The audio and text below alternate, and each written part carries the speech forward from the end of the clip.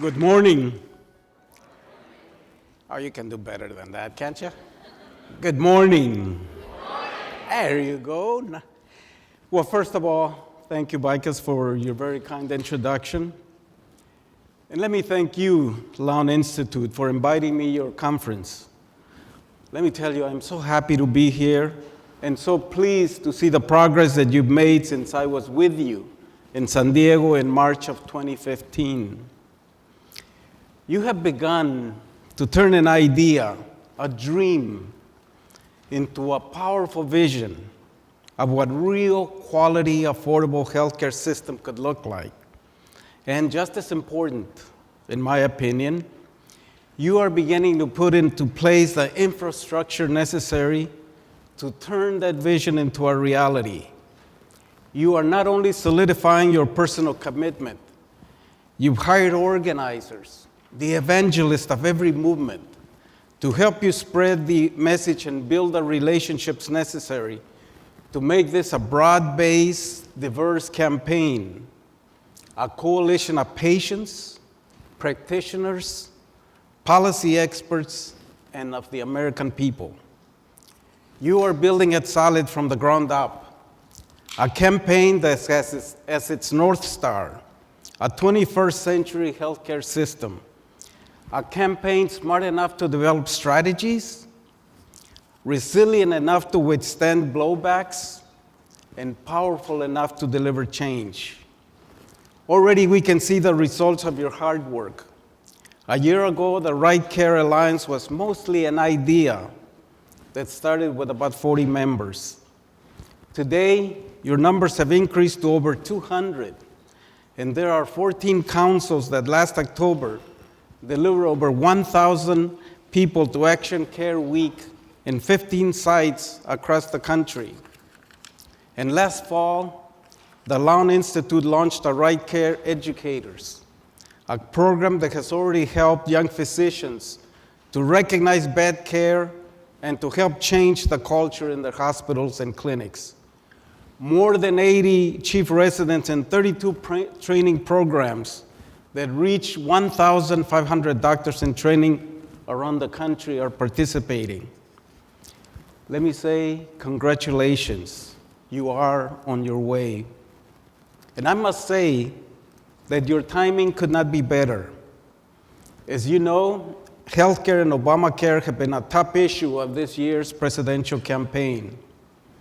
Some candidates say that we need to repeal Obamacare and replace that with who knows what, since they won't say.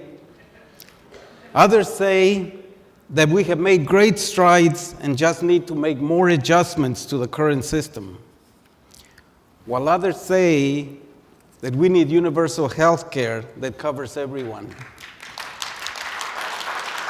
Regardless of who you think is right or who you support, we need to make sure that this debate is more than just a campaign talking point to be filed and forgotten until the next election. We need to seize the moment to force a real conversation about what we need in our healthcare system. There is no question that Obamacare is a great improvement over what we had. Millions of people have gained coverage.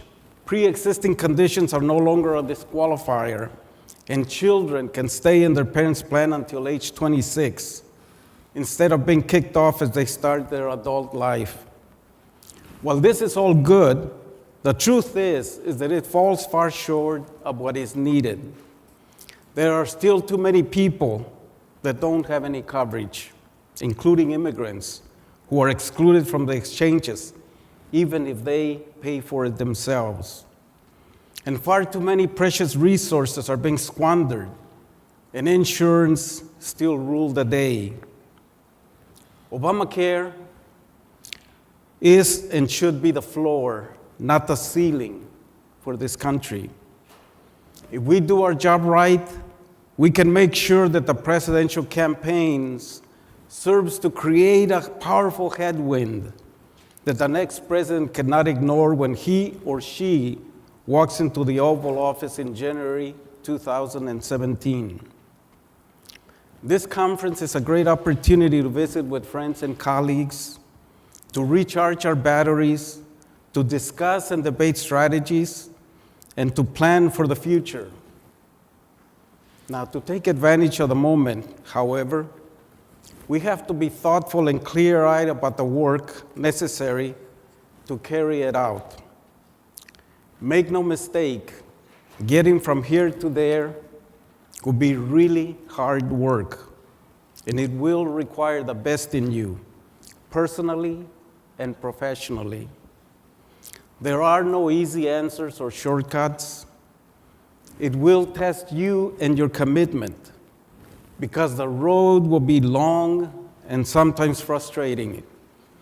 It will be a road of valleys that seem to stretch forever, so that it will seem that you will never reach your destination.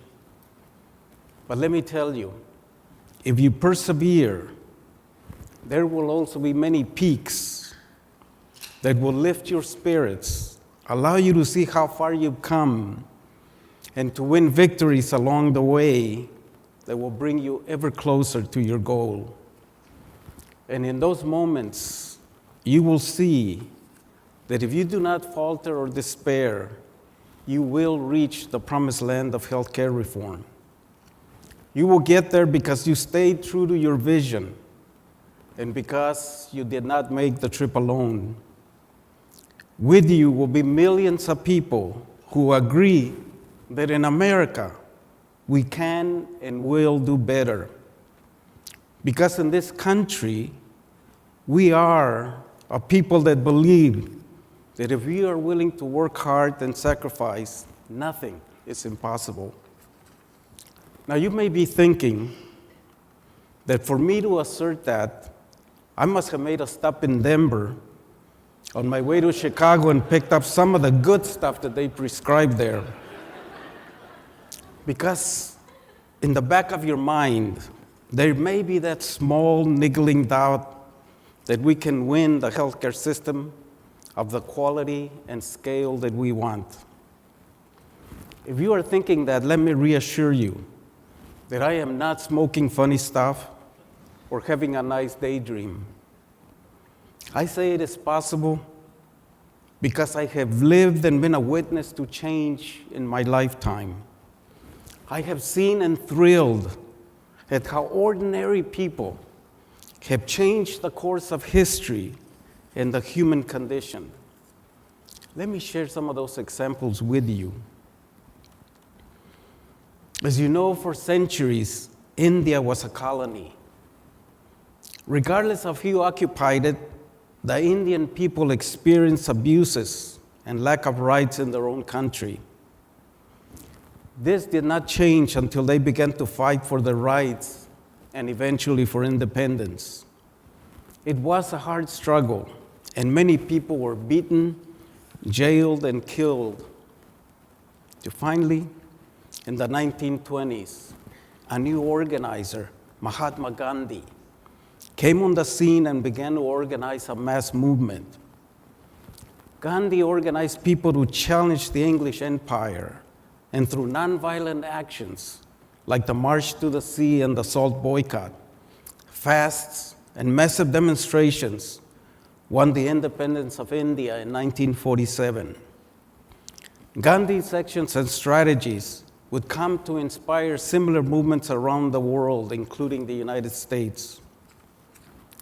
Now, in the US, despite the Constitution's promise of equal treatment, women were considered their husband's property and had no rights under the law. In the 1800s, women began to organize and advocate for the right to vote. They were at first ridiculed, then arrested and beaten, but they persevered. And in 1920 won the adoption of the 19th Amendment, stating that the right to vote should not be denied or abridged on the account of sex. Because of those brave women's efforts, the course of history was changed, and America began to fulfill its promise, and today, we are a much more inclusive, a wiser, more just, and stronger nation. We also know about the shameful history of slavery and denial of human rights perpetrated against African Americans in our country. But we also know about the brave struggle and sacrifices of African Americans to win their rights in the 1960s. 1960s. 100 years after the Emancipation Proclamation was signed by President Lincoln. They organized, they marched, they boycotted, and they attempted to register to vote. They suffered violence, jailings, killings, including that of Dr. Martin Luther King Jr. Despite this violence, they never gave up or turned back. They forced America to look in a mirror and recognize that we were not a land where, quote, all men are created equal, end of quote. And they won. In 1965, the Voting Rights Act was passed and set us on a course of societal change that continues to this day. Finally, as you may know, I am an immigrant from Mexico. My family came to the U.S. in 1956 to work as farm workers in California. After graduating from the 8th grade at the age of 15, I too went to work in the grape fields. I experienced firsthand the low wages, the mistreatment, the horrible working conditions, and the lack of respect from the farm owners. I knew we were being exploited, but I thought that there was nothing that you could do. We were destined to live this life in the United States. That changed when I met Cesar Chavez and got involved in the grape strike and boycott, and thus began a journey for me and thousands of farm workers that at first seemed impossible, to take on one of the richest and more powerful industries in the world. We too were beaten, jailed, evicted from grower-owned housing, blacklisted, and 4 workers were killed. But we also never gave up, and eventually we won the right to have a union, and our lives have never been the same since. These movements that I'm sharing with you all had something in common: a clear vision of the future, the courage to stand up and fight for what they believed in, regardless of personal consequences. They had a burning impatience with injustice, combined with an abiding faith in themselves and the belief that when confronted with a clear injustice, the American people will respond and set it right. Now you would ask, were these fights easy? Hardly. Did they have doubts and fears? No question about it. Was it worth it? All that fighting and suffering? Absolutely. Does every social change movement require the shedding of innocent blood? No. But they do require the same commitment, because change is never easy. And it requires the sacrifice and the overcoming of obstacles constantly. Let me share with you 2 stories to illustrate that point from my own personal experience. As I mentioned, in 1970, we won the California grape worker strike, and we thought that we were done with that fight. But little did we know that the growers were plotting with the Teamsters Union. And in 1973, when our union contracts expired, the growers signed new contracts with the Teamsters and wiped out all of our hard-won gains. At that point, we thought that all of our hard work had been in vain and our union was going to be wiped out. My heart was broken. I was depressed and demoralized. Was this the end of our dream? Were we going back to the old days of mistreatment and disrespect? But after a lot of soul searching, we refused to die. We chose to continue fighting and relaunch the Great Boycott with renewed vigor. And in 1975, the state of California passed the first law in the nation that would allow farm workers the right to have a union if they wanted one. The Teamsters left the fields, and the first farm workers union came into being. The growers thought they had checkmated us, but as they found out, what doesn't kill you only makes you stronger. The second experience that I want to share with you happened in 2007, when after a decade of organizing, the U.S. House of Representatives passed an immigration reform bill.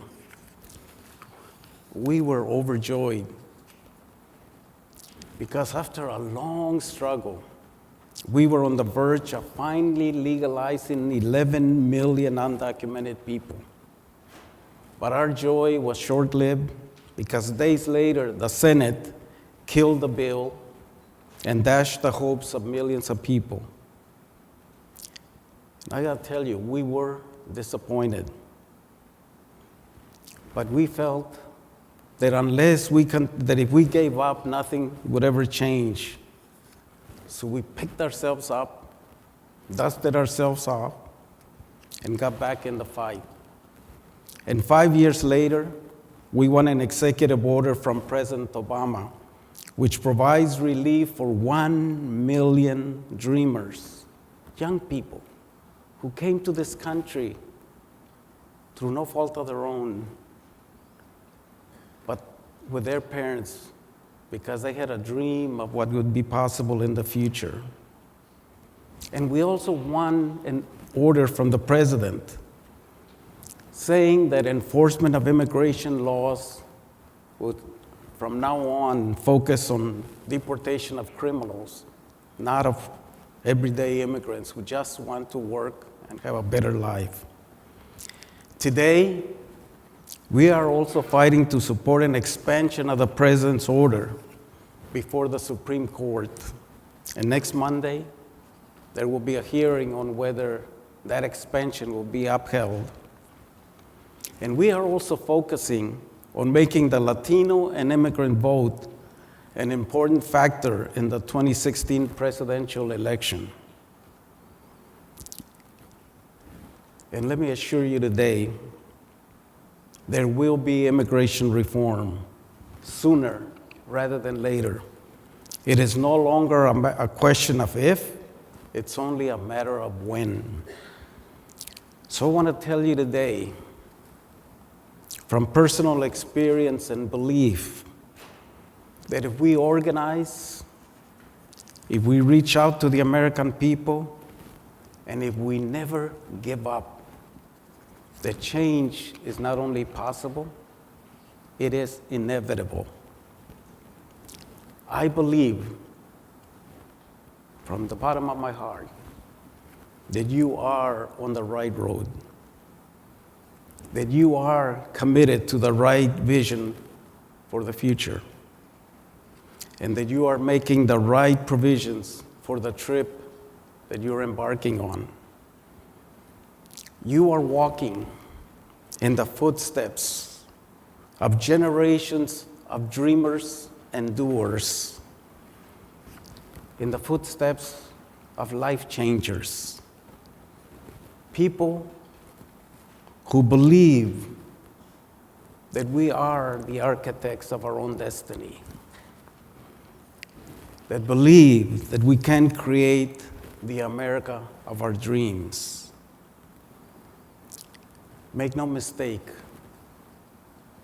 if we all contribute our little grain of sand to this effort, to this vision, we can and we will do it. Thank you so much.